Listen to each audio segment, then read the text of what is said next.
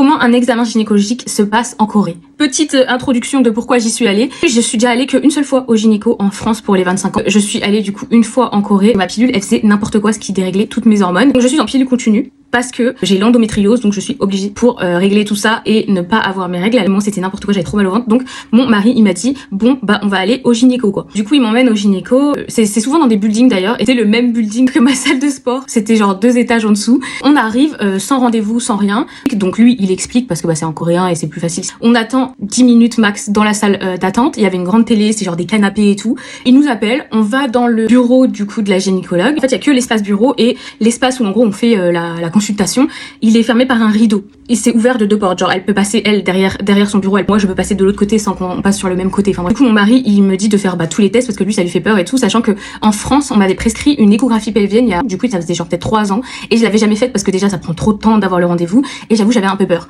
Il explique tout ça, je fais prise de sang pour voir si mes hormones elles sont bonnes. L'échographie, déjà première différence c'est que elle dit oui, ok, et genre maintenant quoi.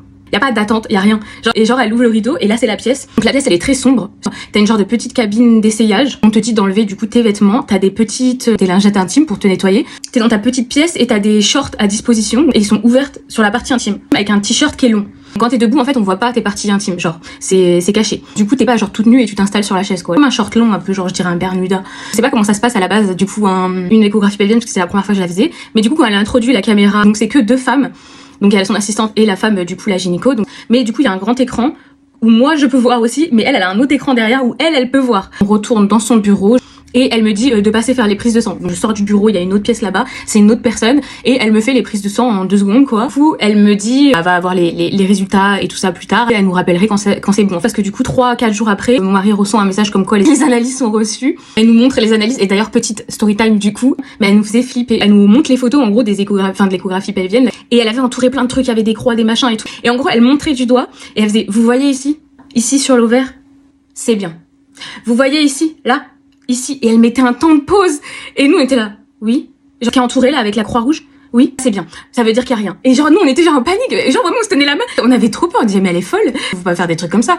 Moi j'ai déjà l'endométriose, j'ai peur en fait qu'il se passe quelque chose là-bas. Si tu dois prendre des médocs du coup ils te donnent une prescription et la pharmacie c'est toujours dans le même building ou à la sortie du building, genre là où il y a les cliniques. Soit c'est l'hôpital qui a la pharmacie, mais il y a toujours la pharmacie dans l'hôpital.